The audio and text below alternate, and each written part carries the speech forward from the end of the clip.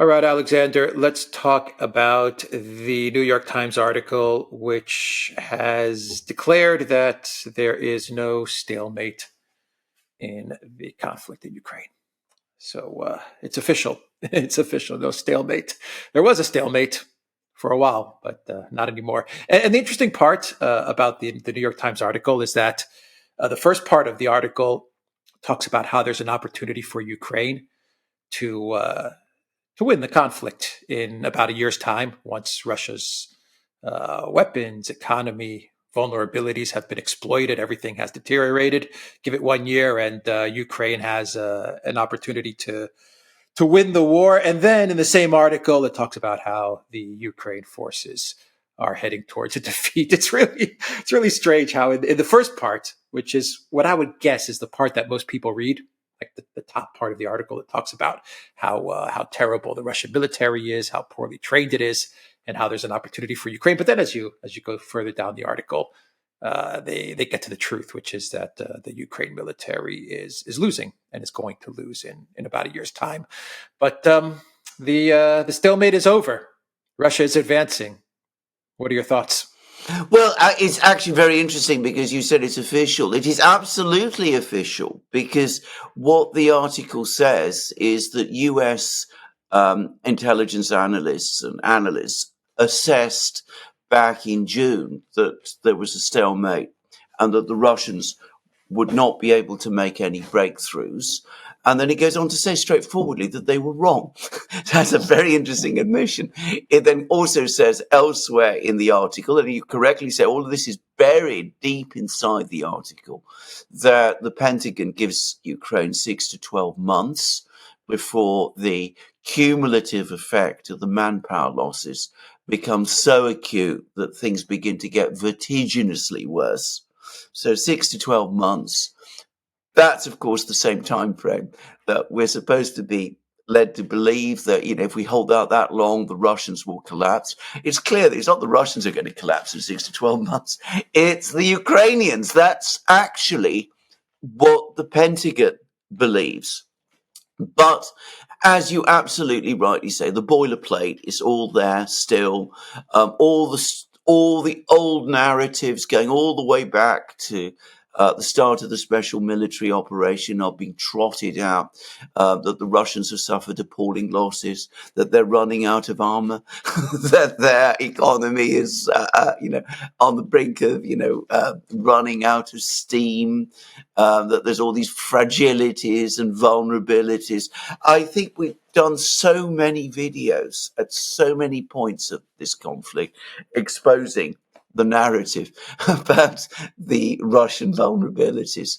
But, they continue to trot them out at every opportunity. To be absolutely clear, we did a program recently about the Russian economy itself and its actual problems and what is really going on with it, which is completely different from what you read in the media. This narrative about Russian vulnerabilities, about Russian weaknesses, is no more true now than it has been at any previous time in the conflict up to this time. What this article does is that it's the first signal, not to the general readership of the New York Times, most of whom will do exactly what you said. They'll read the boilerplate pieces in the early part of the article, but to the ones who really understand what is going on and who follow the war much more closely, the military people, the people in the economics world, people in Congress, their staffers, people of that kind. It is telling them the war is not in stalemate. That story that we spread after the failure of Ukraine's 2023 offensive is wrong. It's unsustainable. We can't go on pretending any longer that the war is in stalemate. To be absolutely clear, the war has never been in stalemate at any time, but it has absolutely not been in stalemate over the last year and a half. Ukraine launched an offensive last year. The Russians defeated the offensive. The offensive didn't just fail. The Russians defeated it. The Russians then went on the attack. they started their own offensive, very different from the Ukrainian, steady, incremental, and methodical. They began it in October last year. In January of this year, Marinka, first town, fell to the Russians. Then in February, um, Avdeevka fell. Then in March, Ocheretino fell. It'd be a small place, but nonetheless, a place that is of strategic importance. Then the Russians began what is increasingly looking like a successful advance into Torets and Chasov Yar. They cleared all the villages around those places. Then they burst into the area of southwest Donbass. A few weeks ago, they captured Ugledar. They're now advancing faster, and the rate of the Russian advance over the course of this year, since the fall of Avdeevka, has been accelerating steadily. And that's the truth. That's the reality. There was never a stalemate at any time. That was a completely false narrative that was spread previously, and it was untrue. And what's now happened is that the situation on the ground has become so bad that it has become impossible to continue to indulge in the fantasy that there is a stalemate any longer. But there was never a stalemate, and now, because there was never a stalemate, that particular narrative meme has had to be dropped. And that's what the New York Times article is doing. Maybe it's impossible for them to indulge in this fantasy any longer. I'll tell you why I think that. But yeah, we're the only channel that has, or at least we're the first channel that said that the counteroffensive of 2023, the summer, spring, great counteroffensive. It was the Russians that defeated Ukraine. The media never says that in their spin, but you made that statement, and we've been talking about it ever since, that it was a defeat and the Russians did win in that spring summer counteroffensive. There was never a capture of Kiev in 3 days.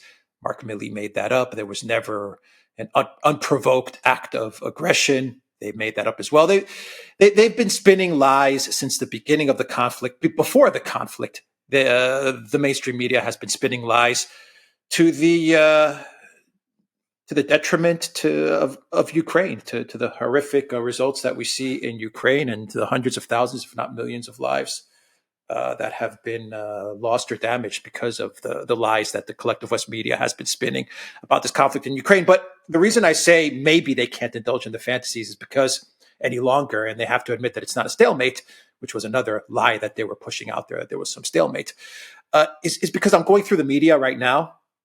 And you're reading a lot of articles, I'm reading a lot of articles, and I see a pattern in all of the mainstream media, whether it's US, whether it's UK, or especially German. German media is probably the worst of all of them, but maybe the UK is kind of up there as well. But they admit that Russia's advancing. They admit that Russia's winning in a roundabout way. They admit that Russia's gaining territory, but they also talk about how Russia's weak, how Russia's military is weak, how Russia has lost 300,000 soldiers, 1 million soldiers, 10 million. The numbers are all over the place. Russia's low on weapons. The Russian economy is about to collapse. So sometimes you find it even in the same article. Sometimes it's in different articles from the same publication. So, I mean, my question to you is, and my thinking on this is that they're still hedging their bets because of the election. I think that's the big event that's going to decide how the media spins this for Ukraine. They're waiting to see the outcome of the election, and maybe waiting to see, a month into the new administration, or at least the administration that's going to take over in January. They're waiting to see what's going to happen, and then they'll probably pick a path as to how they want to report the conflict in Ukraine. Do they want to continue to lie and create false narratives, depending on who wins, or will they finally start to say the truth, depending on who wins? What do you think of that? I think that's why they're placing both narratives, sometimes in the same article, sometimes in the same publication. Russia's winning, Ukraine's losing, but Russia is going to lose and Ukraine is going to win. That's pretty much what you read on a daily basis from all the Western Oh, mainstream media. absolutely. I think that the reason for this is the elections in the Absolutely. No, US. no. I mean, the thing to say, the point I made is not that they aren't now busy constructing a new narrative arc, which will eventually lead to Ukrainian victory.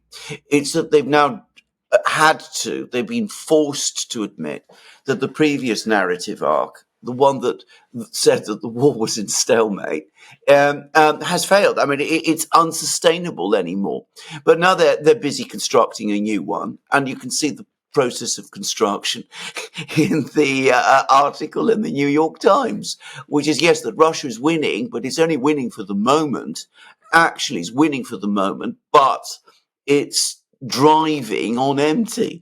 There's nothing in the tank, supposedly. So they're running out of ammunition. They're running out of radars. They're short of tanks. They can't sustain levels of production.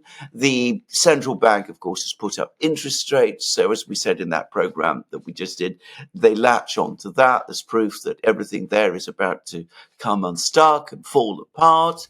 They've suffered horrific losses, as you said. It's 100,000, 300,000, 500,000, whatever it is. They can't keep it up. That's the new narrative. So all we have to do is hold out for a couple more months, maybe a year, maybe a little longer, and then finally the wheels will fall off the Russian bus, or to be more precise, the Russian tank. We can go back on the attack and Ukraine will win. That's not a narrative of stalemate. That is a narrative of Russia becoming exhausted. Now, it has no basis in reality. It is no more real than the narrative of stalemate that we've just had and which has just been jettisoned. But it is the new one. And you're absolutely right. Its purpose, it's got, in my opinion, a twofold purpose. One is to get through the election, which is, of course, going to be over very soon. The second is that to keep things going, hold things together until the new president takes over. And then, as I said, when you have to change the narrative, again, when it becomes clear that victory is not going to be achieved, that in fact Ukraine is looking at defeat, well, then you change the narrative again. And it's all the fault of the new president and of his team, especially if the new president's initials are DJT. But even if it's the other person, you can still say, well, she didn't act with the same fortitude and the same courage that the current president and his team did, and that they gave up too soon. And of course, partly the reason they gave up was because of all of those bad people in Congress, in alternative media, and elsewhere who undermined the war effort and sowed doubts where none existed. But we should be absolutely clear about this new narrative that's been constructed, that the Russians are running on empty, that their economy is coming apart at the seams, that their losses are impossibly high, that their allies are turning on them, because there's some elements of that too.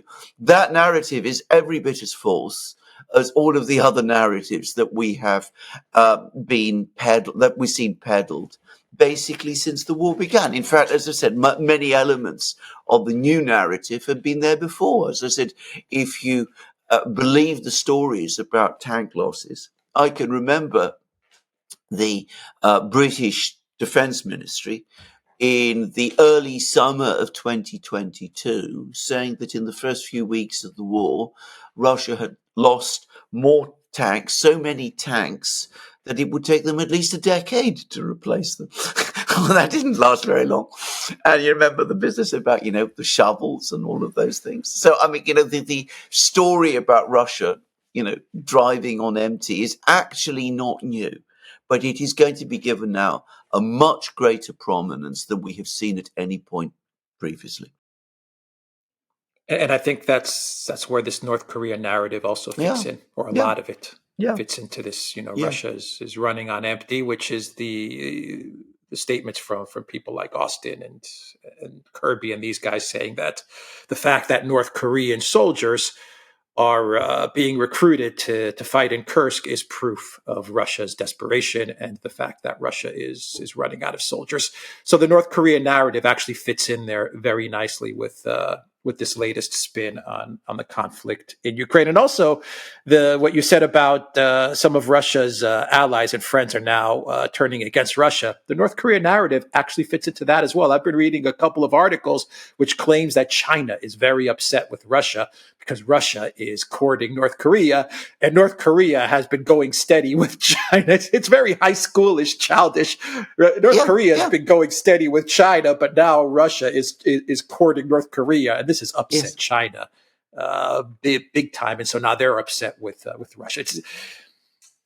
Oh boy, yeah. It's You're absolutely right. ridiculous. I'm not. You know, It is ridiculous. I mean, one can waste a huge amount of time trying to debunk all of these things. I mean, just briefly, with Russia and China and North Korea, the Chinese will have been briefed by the Russians well in advance about whatever it is that the Russians and the North Koreans are doing with each other. It would not have happened unless the Chinese had approved it. That's the first thing. The second thing is 10,000 North Korean troops in a war where the Russian army is now said to number around 600,000 men and could be as big as 800,000 men by the end of the year is not going to make a huge difference in the war.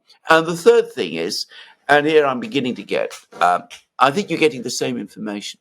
I'm beginning to get information which basically appears to confirm that this is a training program. It's not about, enlisting North Korean troops. It's about educating them in how real war is fought. And apparently they're proving to be the Russians find them disturbingly enthusiastic pupils, just to say. But as you correctly say, when you are constructing narratives, any little bit that supports the narrative becomes useful. I mean, other narratives have fallen by the wayside as well. Remember the Black Sea narrative? F-16s. F-16s. Sorry, I was just thinking F-16s. What happened to them? F-16s, exactly. What happened to them? Now Zelensky's scrounging for MiG-29s again. He's begging the Poles to supply him with their remaining MiG-29s.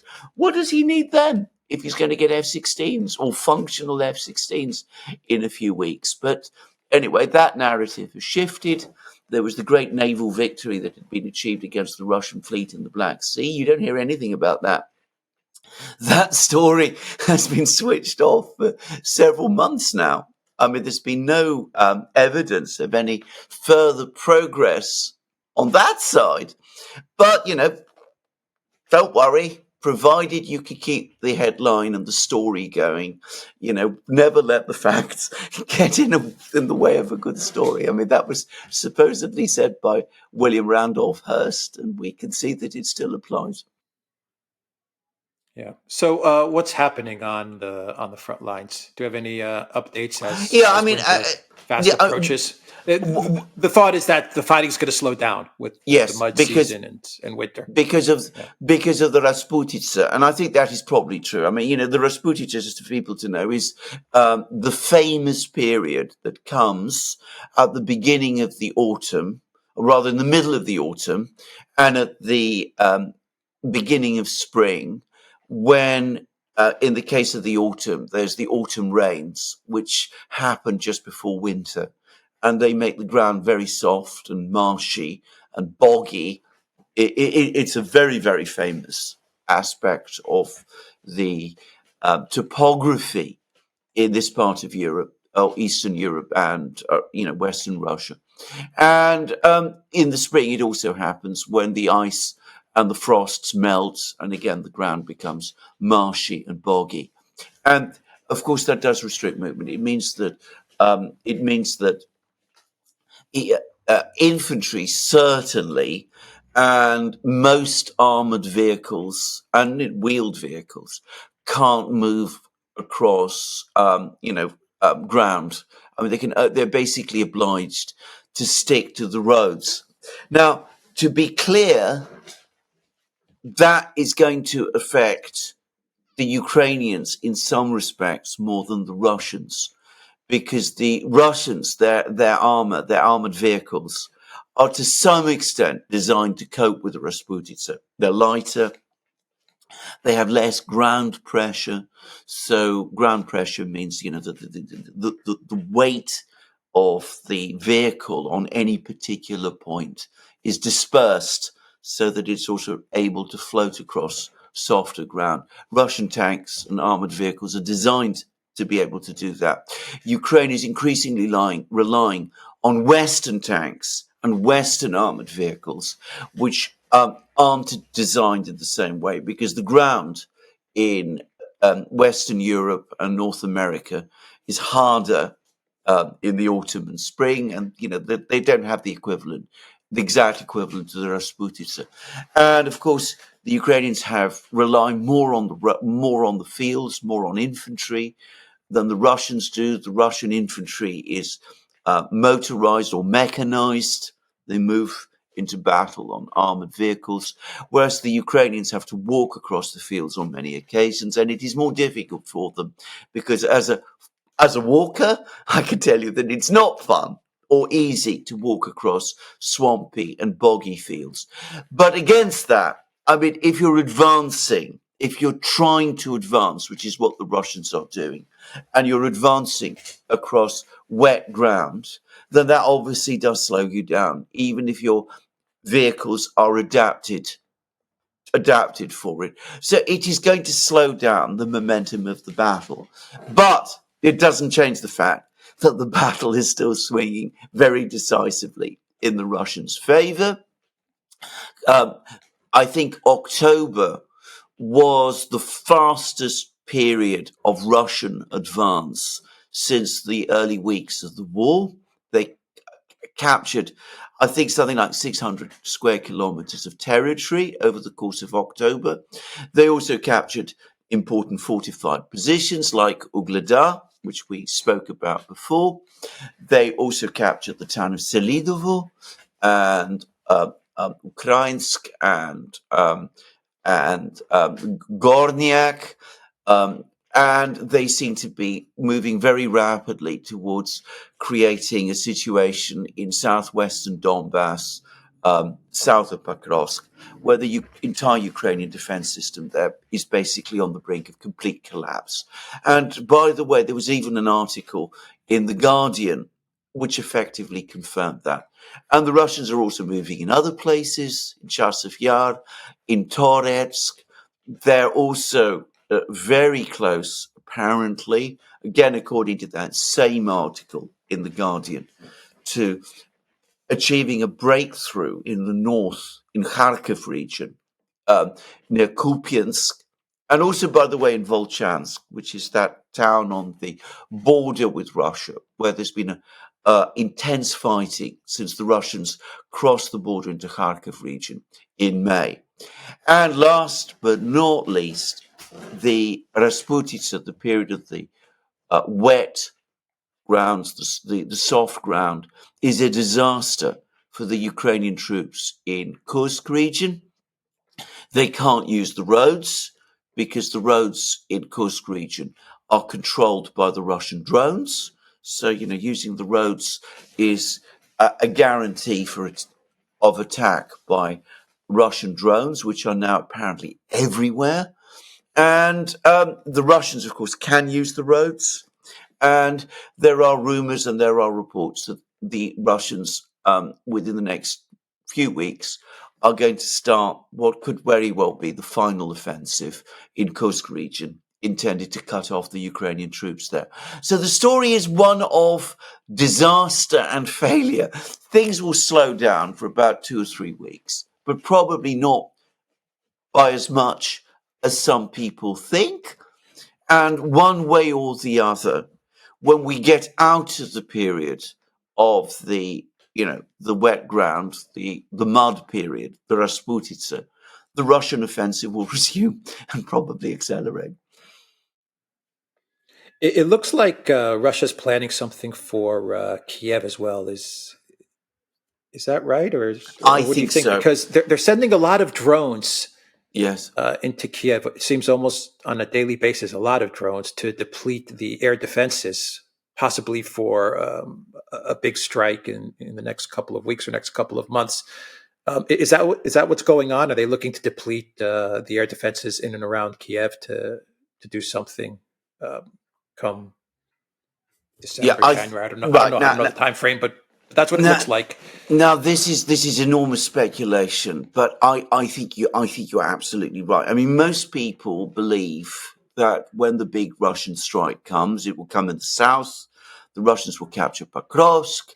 They'll advance to the Dnieper River. The armies in the south, which have barely been fighting for the last few weeks, but are very big, the Russian armies in the south, will then be activated, and they will also advance towards Zaporozhye and Dnipro, on the river, two big cities on the river, and that's where the big Russian winter offensive will come. And that may very well be true, but I also think that we're now working steadily towards a big Russian offensive in the north. And Kiev is the obvious ultimate objective here. And you're right, Russian drones are operating over Kiev every day. The Ukrainian air defense appears to have essentially collapsed. The Ukrainians now are obviously so short of air defense interceptors, Patriot missiles, in other words, that they have to limit their use, which means that the drones are able to operate over the skies, the night skies of Kiev, basically, without meeting any resistance. And we see them constantly and all the time. Now, these are the famous geranium drones, which the Russians took the design from Iran and started to produce in massive quantities in this factory that they built in Kazan. And they're now being produced and operated in their thousands. So, we had a situation where back in 2023, early 2023, when we started to see the Genan drones for the first time, you'd see about a dozen at a time. Then it became scores at a time. Now it's hundreds at a time. And, the sky is always full on them. And it was the Russians have adapted them. And of course, these drones now carry imagery. They carry cameras, so they're able to conduct imagery.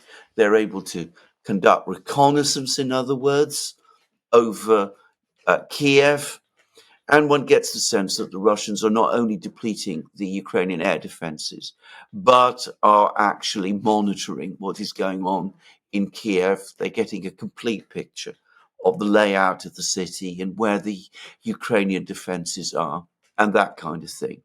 And just to get a sense of how bad the situation with air defense in Ukraine is, Mariana Bezuglaya, who is this dissident Ukrainian MP, she said that the Ukrainian military has reassigned many of the personnel who operated the air defense systems to fill out the ranks in the army, which has become very depleted. In other words, to fight as infantry. Now, many people say that this is further evidence of how short the Ukrainian army is of good infantry, and that is absolutely right.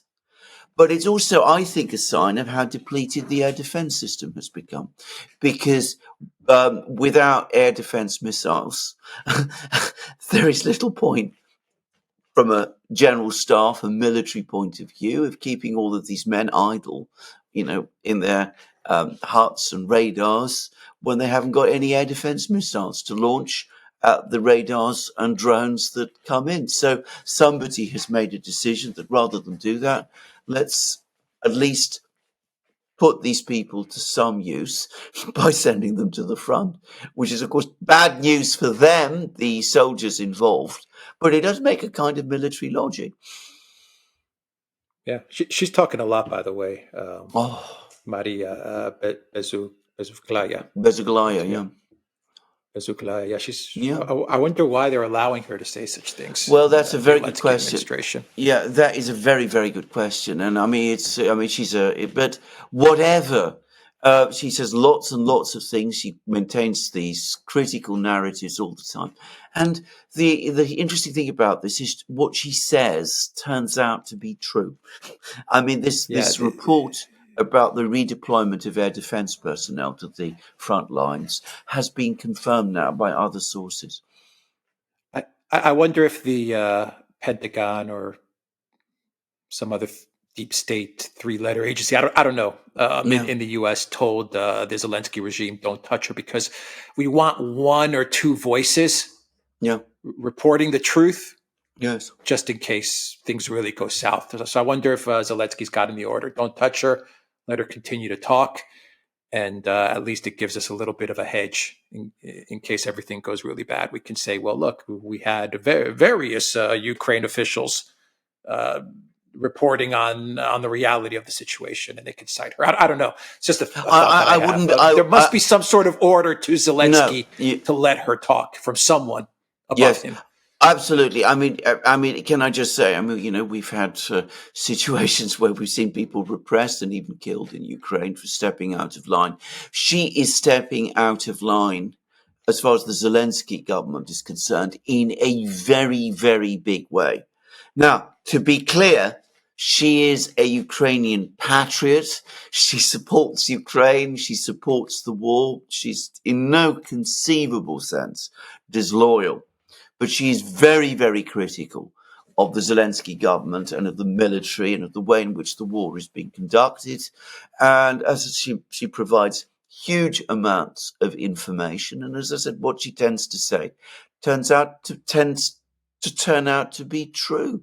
So, I think you're probably right that she's got very high level protection from someone, quite plausibly, someone in the West, which is why the Ukrainian government is obliged to tolerate her, because it is remarkable that she's able to get away with all the things she's saying. Or maybe what she says is used to keep pressure on Zelensky. Yeah. Well, I mean, we can That's spec. also Yeah. a possibility. Yeah. Anyway, let's finish off the video by talking about the Europeans, the EU. They're trying. At least this is my impression. They're trying to shift to some sort of a war economy or something like that. Donald Tusk, the Prime Minister of Poland, the other day, he said that Europe doesn't need U.S. security any longer. At least Europe should not be dependent on U.S. security. We need to provide for our own security. Various German officials are saying the same thing. And this is the Europeans. Yes, they're afraid of a Trump win. We'll find out tomorrow. Maybe it'll take longer to find out exactly who has won, but eventually we'll find out who's going to be president of the United States. But the European political elite, with the exception of Orban and Fico, they're very worried about a Trump presidency. But they're definitely talking about shifting Europe to some sort of a war economy because of Ukraine and because of Russia, of course, the fear of Putin and Russia. What do you make of these statements? Or the Well, possibility that Europe can yeah. become a war economy, which to me sounds like a big time fantasy. But anyway, what are your thoughts? It is a complete fantasy. Bear in mind, of course, that this isn't the first time they've said it. I mean, they said it every couple of months. They come around and saying it. Europe must sort out its problems with its defense system. It must increase production of this, that, and the other. And we then wait to see what happens, and nothing does. I mean, all right. I mean, they produced a few more shells, but not that many more. And they've produced more of pretty much nothing else. They've thrown an awful lot of money at the problem, but that money isn't fixing anything. And European arsenals continue to become ever more heavily depleted. The Starmer government has thrown £3 billion at the defence establishment. If you look at what the defence establishment in Britain needs, £3 billion isn't going to buy very much. So it is the narrative that they're coming up with. I think at some level, they still want to believe it. They still think that Europe will become this great military superpower at some point. No, everyone else can see that that is a fantasy. But the narrative serves another purpose. Firstly, to maintain bloc discipline, to keep everybody united in Europe, to say, look, whatever happens in the US, whether it's Trump, whether it's Harris, whether the Americans are sticking with Project Ukraine, whether they're walking away, it really doesn't matter, because we can come in and step up to the plate and we can do this all by ourselves. So we must remain 100% united on this issue, continue to support Zelensky and the government in Kiev, and refuse to talk to Putin or appease him in any way. I mean, talk with Putin is appeasement. It's, making all that very, very clear. So, they want to stick with that narrative. And bear in mind, Annalena Baerbock, who is, one of the major promoters of that narrative, she's now in Kiev even as we speak, giving her full-throated support to Zelensky and all of that. So keep everybody united, because ultimately, if the Americans walk away, it really doesn't matter, because we're going to convert to this great, shiny, new, modern war economy, and all will be well. And of course, there is another aspect to this. There's a very interesting article by Mario Draghi in the Financial Times, which perhaps we ought to do a dedicated video to. Maybe we should. Very clever, very very sneaky article, if I can say so. But in theory, he was supposed to be commenting about the British government's budget. But actually, what he was doing was calling for Eurobonds and for the unification, as he put it, the completion of European monetary and fiscal union. So basically, he was arguing for the development of a single European superstate with a single financial system and a single industrial policy. And of course, he didn't actually talk about Putin or Russia very much in that article, but one can very easily see how the people who know Draghi, or who know, the EU centre, they're now going to come out and they say, we need Eurobonds. We need more concentration. We need more Europe, as they always say, because that's the only way we can withstand this Russian colossus that is now moving towards us. So we're going to see that narrative as well. Again, it doesn't bear much connection to the actual reality of building shells and tanks and radar systems and missiles and any of that sort of thing.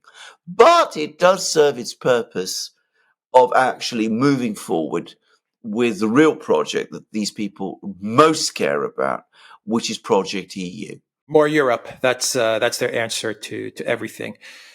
We should definitely do a dedicated video on this, because I think at the end of the day, this is exactly where they're going to take the results of Project Ukraine. Mark my words. They are going to say, we lost to Russia, we lost to the evil Putin. Now Europe must unite. Europe must consolidate. Europe needs Euro bonds. Yeah. With Euro bonds, I imagine taxation of European citizens, direct taxation of European citizens, because how can you have Euro bonds without nothing to backstop them, to support them? Who's gonna buy a Euro bond if you're not taxing the hell out of European citizens? Direct taxation. They're going to talk about building the EU army, whether it's separate from NATO or another branch of NATO. Who knows how they'll do it? And they've been talking about creating a European intel agency as well. Absolutely. There's a lot of articles talking about that. So I mean, comment quickly on that and we'll end the video, but we should definitely do a dedicated video probably tomorrow on Draghi and where Europe is going to take where the EU is going to take the EU when Russia finally defeats the collective West in Project Absolutely. Ukraine. Absolutely. I mean, the key thing to understand is that regardless of everything else that has happened, the geopolitical debacle that the West is about to suffer, the strains that are now starting to appear between Europe and America, which are becoming louder, by the way, the BRICS, all of this. One very big winner from the Ukraine crisis has been the EU centre. I mean, they've been able to force a foreign policy on all of the member states. They've been able to exert bloc discipline. They now have control of things like civil air, the civil airline industry. They're able to ban travel from Russia. They can do all of these Media, things. information Media, they are space. able, absolutely. They have been. This whole crisis has hugely energy policy.